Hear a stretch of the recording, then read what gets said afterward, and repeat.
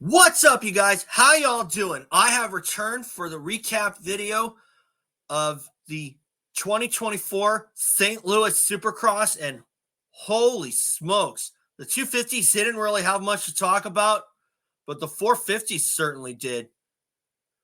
But first of all, before I get to this, before I put up my banner, guys, remember, subscribe. That's how this channel grows. I want to keep my monetization status. I got my channel remonetized on December 1st, 2023. And I want to be able to keep it. And if you think I'm worth listening to, or if you think my points are worth listening to, just hit the subscribe button. Or if you want to see other videos from me that I've already posted, like some of my game show runs, make sure you just hit the subscribe button. So anyway, guys, let's get into this. I'm going to put up my banner here. I'm going to start with the 250 class first. Levi Kitchen sweeps the Triple Crown. Now, first of all, as far as St. Louis is concerned, this is the second time in history that St. Louis was designated a West Coast event. And quite frankly, I liked it better when it was designated as an East Coast event, because when you look at the soil, that's clearly what you expect to see on an East Coast style track. And for someone like Levi Kitchen to come through with the sweep is not really surprising, because that was a soft track, and Kitchen, being from Washington, would excel on those kinds of tracks, or even some of the hard pack ones like Washougal, or even those that have good throttle control, clutch control. That kind of stuff is where, like I said, that's where guys like Levi Kitchen will excel in.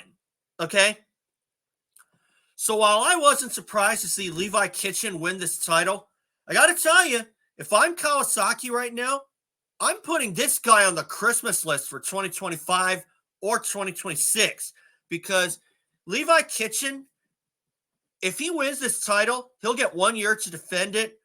And quite frankly, I don't like that rule, because, or I do and don't, or I should say not completely don't like it, but I do and don't like the rule, because if you bump the champion out of the class, of course you get 1 year to defend it, but if the champion decides to move up, that could prove to be a detrimental move if right away after he wins the title, which is why I think the 250 class point out rule has to be tweaked, or at least go by points again, because really, just make it to a point. That's why I said in a prior video to either keep the rule in.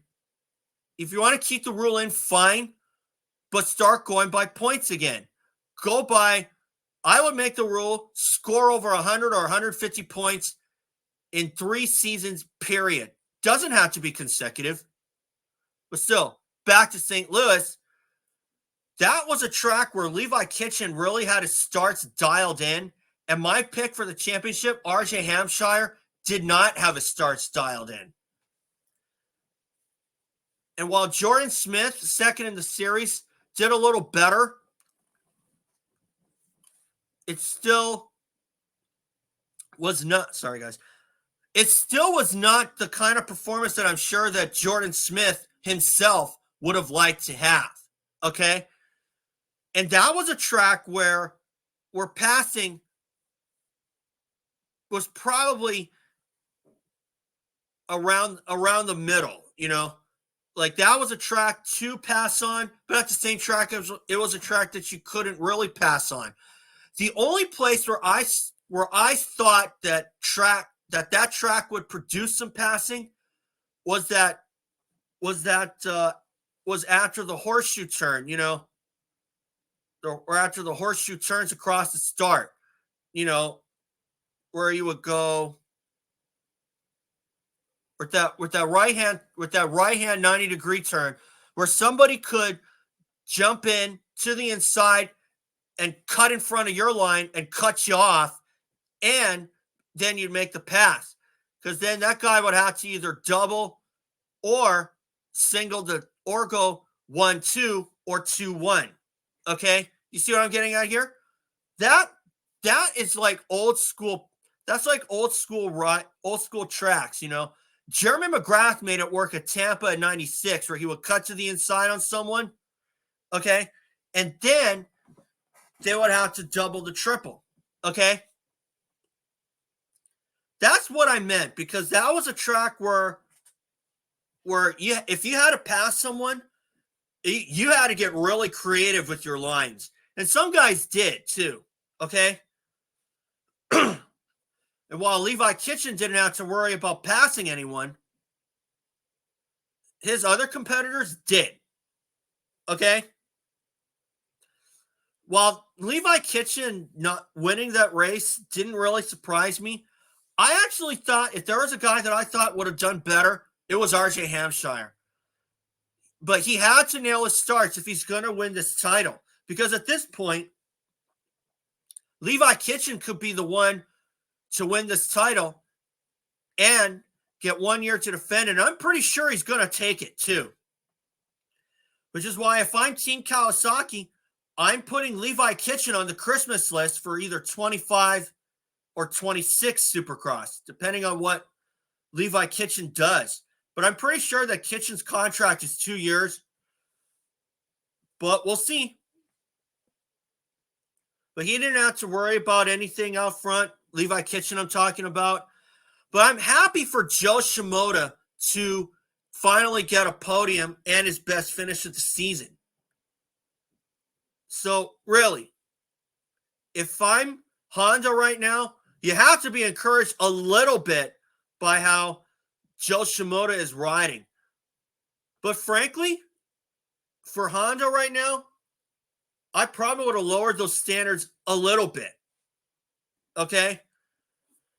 I mean, if you're hiring Jo Shimoda to win, at this point, they're probably sick and tired of the way that Shimoda is where Jo Shimoda is finishing, especially on some races where he probably should have excelled, like San Francisco in the mud, even though it's mud and that's really a crapshoot.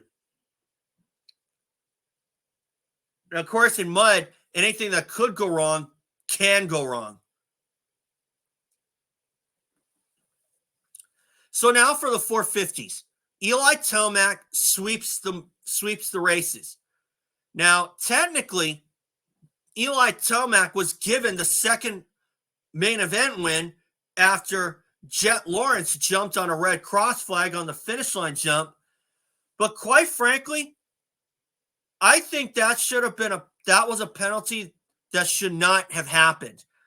Now, there should have been a red cross. Now, I was looking on Instagram, and some are saying that there should have been a red cross flag coming up or a yellow flag coming up before the finish line jump, and Vince Friese was down.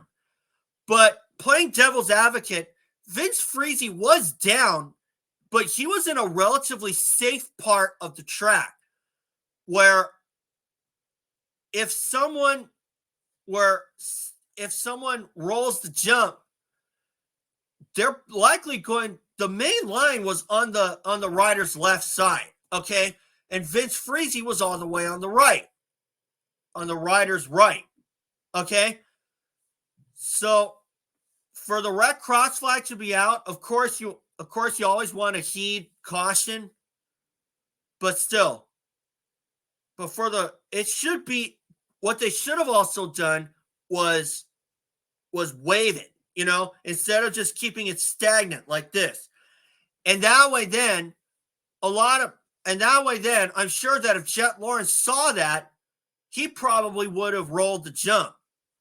But I think that Jett Lawrence was already committed when he already saw the red cross flag, okay? And of course, you can't really fault Jett Lawrence, but still, Vince Friese was in a relatively safe part of the track. So if I'm the AMA, I probably would have let that go. Okay? But still, for Jason Anderson to be docked 4 positions, that's a pretty big penalty because for him to do it twice. Okay, so quite frankly, for Jett Lawrence, I don't think that penalty should have happened, but it did. And of course, you always got to heed to the red cross flag. But still, I still think the red cross flag should have been waving instead of just being stagnant like this. Okay, so that's where I feel like the AMA should really look into waving the red cross flag instead of keeping it stagnant. So, and especially when Vince Freeze was in a relatively safe part of the track where he was down. So to play devil's advocate, Vince wasn't hurt. And, and if there was no harm, no foul, then there shouldn't have been a penalty. You see what I'm getting at here? But anyway, you live and learn. Of course, Aaron Plessinger was docked. Chase Sexton was docked. Cooper Webb was docked. Jason Anderson was docked 4 positions like I talked about earlier. The other guys I mentioned, only 2 spots. And also, I think I might have mentioned Chase Sexton. That's really too bad, because I think that kind of toyed with Jett Lawrence in the 3rd race. But then again, it couldn't have. Maybe it didn't. You never know. But I do hope that Jett Lawrence is okay. I don't think anything should be broken after that crash.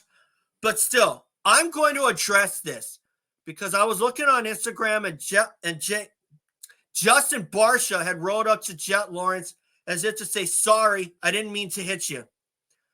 I saw the hand on the shoulder like this, and that's an indication where Justin BARCIA was definitely saying, hey, sorry about that, man. I didn't mean to hit you. So that's why I say in my banner that Justin BARCIA is not to blame in this incident. That was clearly a racing incident. And hey, it was really the first lap. And, or really the first full trip around the track. Okay? And everybody's still bunched up. So really, what do you reasonably expect on the opening lap? Everybody's all bunched up. Okay? And while Jett Lawrence cutting down early may not have been the best choice, still, could BARCIA have seen that coming? Absolutely not. Like I said, what do you reasonably expect on the opening lap? Okay? Everybody's bunched up, and while making passes on the opening lap, on the opening lap or laps is a useful idea or a useful line, but still to do it on the very first lap may or may not be the best decision, okay? Still, do not fault Justin BARCIA. That was a racing incident. Now think back to 2016 when James Stewart got taken out by Ryan Dungey. There was nothing that Dungey could do. He came up short on the double, and there just was no time for Dungey to react. And while some guys wanted to place blame on Dungey, I didn't place blame on Dungey for the same reason. What do you reasonably expect on the opening lap? Ask yourself that, okay? So don't go throwing the blame on BARCIA saying, oh, BARCIA took Jett out. He should be penalized. No, he should not be penalized. That was a racing incident at its finest, okay? BARCIA hit the brakes. There was nothing he could do after Jett cut down early. So don't fault Justin BARCIA. Don't put him at fault, okay? Just, you also live and learn, but I think that Jett should be okay. I don't think anything should be broken. Jett did return to the race, which is a good sign, just to save some points. Fortunately, because of the way that the Triple Crown format is, he ended up 8th place overall for the night. And now, as we head into the Easter break, or as we head into the weekend off, Jett does have some time to heal. I don't think that Jett should be facing any injury, and I don't think Justin BARCIA should be facing any penalties, and I don't think he will face any penalties, because clearly that was a racing incident, 100%.